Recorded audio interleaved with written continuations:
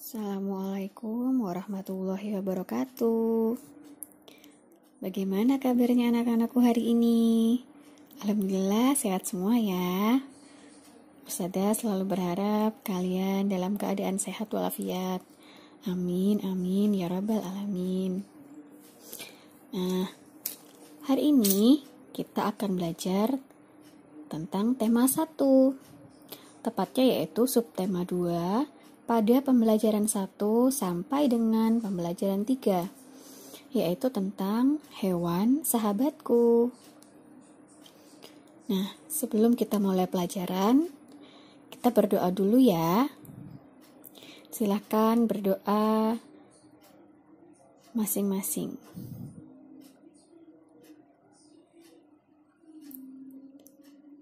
Berdoa selesai.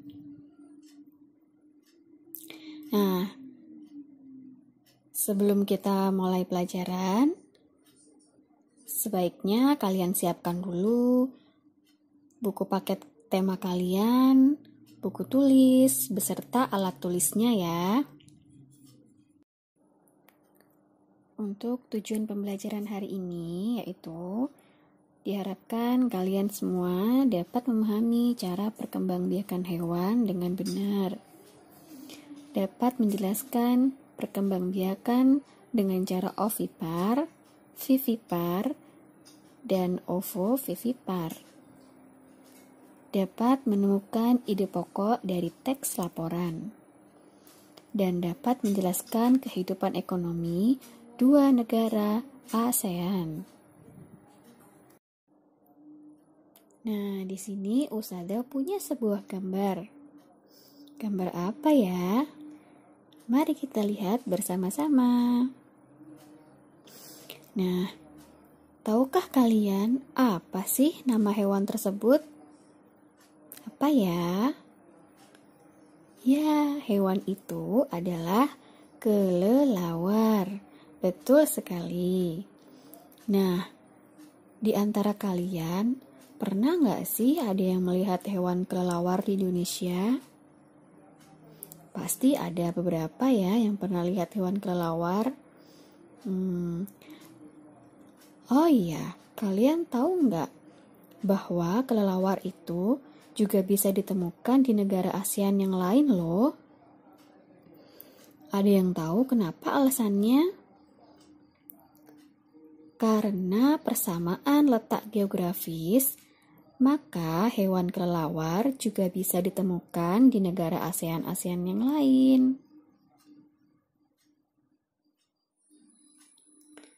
Nah, kalian tahu nggak? Kelelawar itu berkembang biak dengan cara apa? Silakan dijawab ya. Temukan jawabannya. Berikut adalah cara-cara perkembangbiakan hewan. Nah, perkembangbiakan hewan itu dibagi menjadi 3 cara. Yang pertama yaitu dengan cara bertelur atau biasa disebut ovipar. Hewan-hewan petelur memiliki beberapa ciri-ciri, antara lain yaitu tidak memiliki daun telinga dan mengerami telur-telurnya.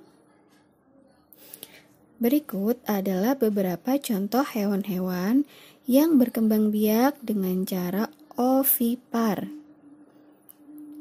Salah satunya yaitu burung, katak, ikan, cicak, dan juga buaya. Masih banyak contoh-contoh hewan yang lain ya. Silahkan dicari. Cara yang kedua yaitu berkembang biak dengan cara melahirkan atau biasa disebut vivipar. Hewan-hewan yang melahirkan memiliki beberapa ciri-ciri, yaitu memiliki daun telinga dan tubuh yang ditutupi oleh rambut. Ingat ya, rambut bukan bulu. Nah, berikut adalah contoh hewan-hewan yang berkembang biak dengan cara melahirkan. Yang pertama yaitu sapi, kucing, kelinci, dan lumba-lumba. Untuk contoh hewan yang lain, silahkan kalian cari ya. Nah, untuk cara berkembang biak yang ketiga, yaitu dengan cara bertelur dan melahirkan. Biasa disebut dengan ovovivipar. Ustazah, bagaimana sih caranya berkembang biak dengan cara bertelur tapi juga melahirkan? Nah, yang dimaksud dengan cara bertelur dan melahirkan yaitu hewan tersebut menghasilkan telur. Kemudian, telur tersebut tetap berada di dalam tubuh induknya sampai telur-telur tersebut menetas. Nah, lalu sang induk hewan itu akan mengeluarkannya, yaitu dengan cara melahirkan dalam bentuk individu baru yang sejenis. Nah, gitu ya penjelasannya. Untuk hewan ovovivipar ini tidak ada ciri-ciri khusus. Berikut adalah contoh hewan-hewan yang berkembang biak dengan cara bertelur dan melahirkan. Yang pertama yaitu ikan hiu, kuda laut, iguana, platypus, dan juga ular. Nah, untuk ular, ada beberapa ular yang berkembang biak dengan cara bertelur saja. Jadi tidak bertelur dan melahirkan. Gitu ya. Nah, selanjutnya potensi ekonomi negara-negara anggota ASEAN. Kegiatan ekonomi suatu masyarakat di suatu negara biasanya dipengaruhi oleh kondisi geografis lingkungan sekitar. Jadi, kegiatan ekonomi di negara-negara ASEAN ini terdapat persamaan dan juga perbedaan di antara negara ASEAN yang lain. Nah, yang pertama kita bahas yaitu negara Brunei Darussalam. Negara ini terkenal dengan kekuatan sumber daya alam berupa minyak bumi dan gas alam.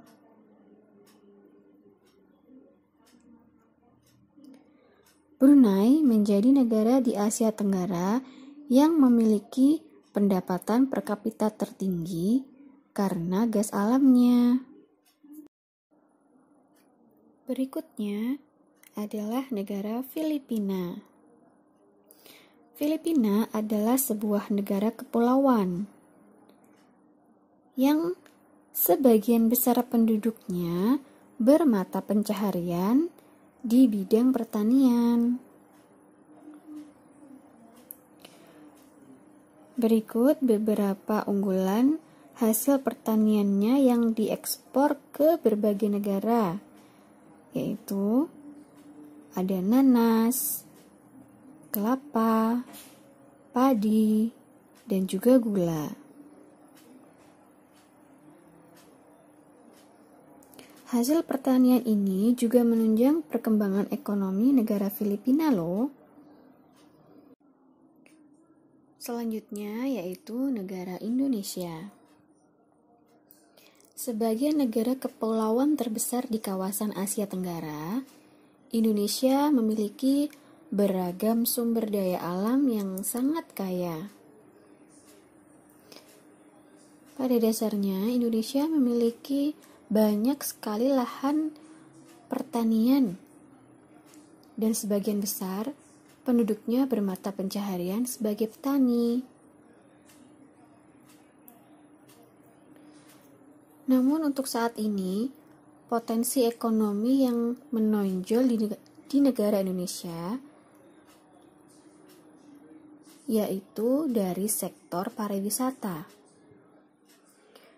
Karena keindahan alam Indonesia merupakan daya tarik yang menjadi sumber devisa bagi negara.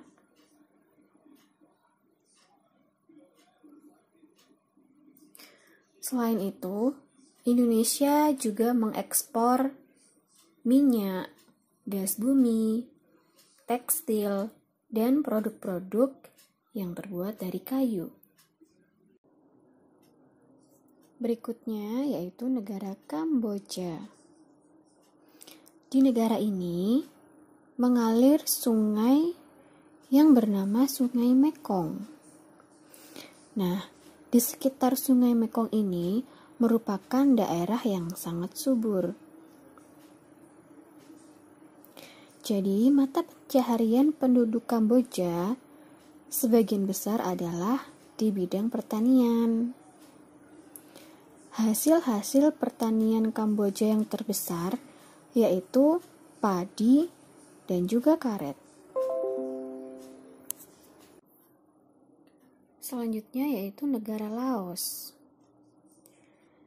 Di sini negara Laos bertetangga dengan negara Kamboja. Jadi bersebelahan ya.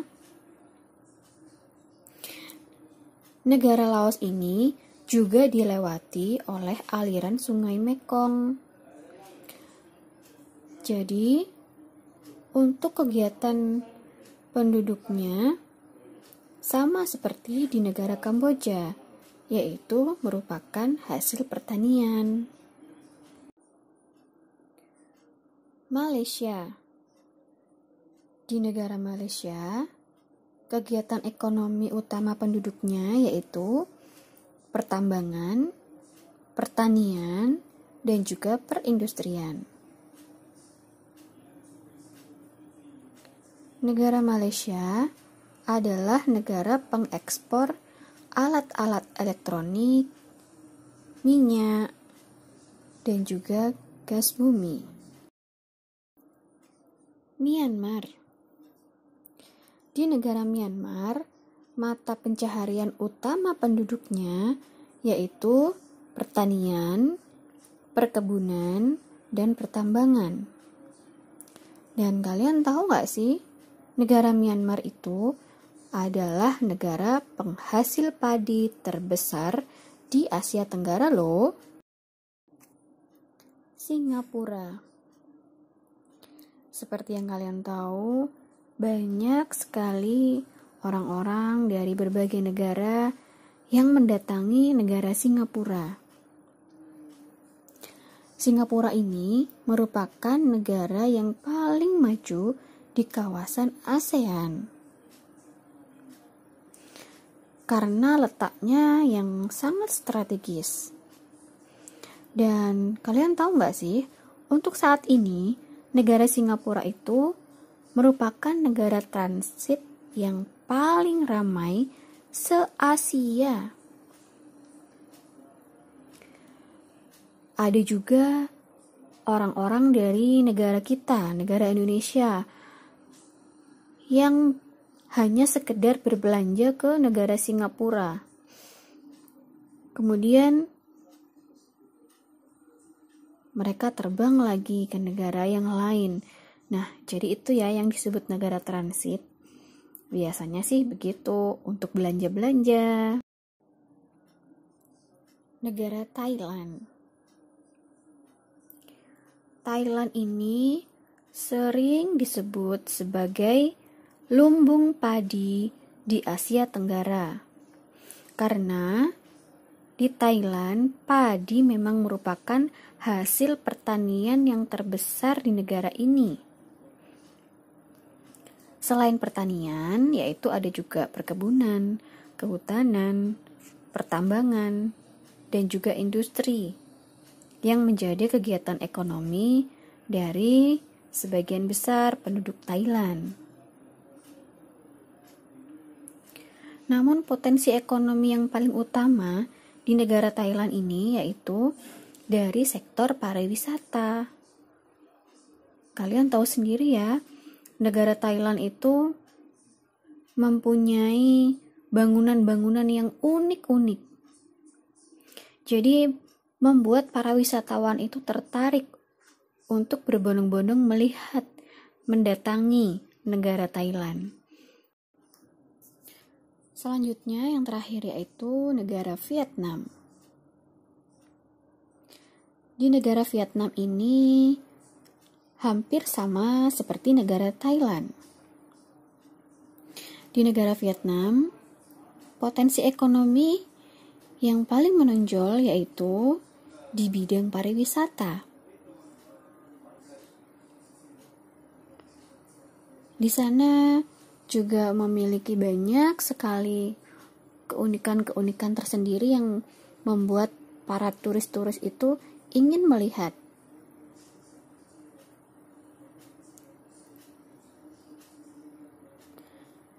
Selain di bidang pariwisata, turisme, juga ada bidang perhotelan, restoran, dan transportasi yang berkembang pesat loh di Vietnam. Untuk materi selanjutnya tentang ide pokok, yaitu kalian buka buku pena kalian di halaman 32 ya. Masih ingat nggak apa itu ide pokok? Ide pokok adalah gagasan utama atau masalah pokok yang dibahas dalam satu paragraf. Jadi setiap paragraf itu berbeda ide pokoknya apa. Gitu. Nah, sudah kalian temukan bacaannya yang berjudul Landap. Di situ ada 2 paragraf. Silahkan kalian cari ya di setiap paragraf yang sudah tersedia bacaannya. Sebelum kita memasuki ke babak challenge, nah, hari ini materi yang sudah kita pelajari yaitu yang pertama tentang cara-cara perkembangbiakan hewan. Ada berapa tadi? Ada 3 ya. Yang pertama yaitu dengan cara bertelur atau ovipar. Yang kedua dengan cara melahirkan atau vivipar. Dan yang ketiga dengan cara bertelur dan melahirkan atau biasa disebut ovovivipar. Gitu. Jadi ingat ya, kalau berawalan huruf O, ingat-ingat bentuknya kan seperti telur. Nah, berarti itu cara perkembangbiakan hewan dengan cara bertelur. Itu ya ingat-ingatnya. Kemudian kita juga belajar tentang potensi ekonomi negara-negara ASEAN. Ada yang sama, ada juga yang berbeda. Yang sama tadi ada Kamboja dan juga Laos ya. Tuh, Myanmar juga sama. Apa tadi di bidang apa? Iya, betul sekali di bidang pertanian. Tuh. Kemudian Thailand dan Vietnam juga sama ya. Nah, yang berbeda Singapura nih berbeda. Tapi sebagian besar negara-negara ASEAN mata pencaharian penduduknya yaitu di bidang pertanian. Kemudian yang terakhir yaitu tentang ide pokok. Nah, kemarin kan sudah dijelaskan apa sih ide pokok. Dibaca lebih teliti lagi ya, kemudian dicari ide pokoknya apa. Nah, di bagian challenge ini sudah Ustadzah tuliskan. Silahkan dikerjakan. Boleh di buku paket langsung ataupun boleh di buku tulis. Alhamdulillahirabbil alamin. Pelajaran kita hari ini telah selesai. Dan Ustazah berharap semoga pelajaran yang kalian dapatkan hari ini bisa bermanfaat untuk kalian. Amin, amin ya robbal alamin. Nah, sebelum Ustazah tutup, nanti setelah kalian mengerjakan challenge yang tadi, jangan lupa dikirim ke Ustazah pengajarnya ya. Nah, Ustazah akhiri. Wassalamualaikum warahmatullahi wabarakatuh.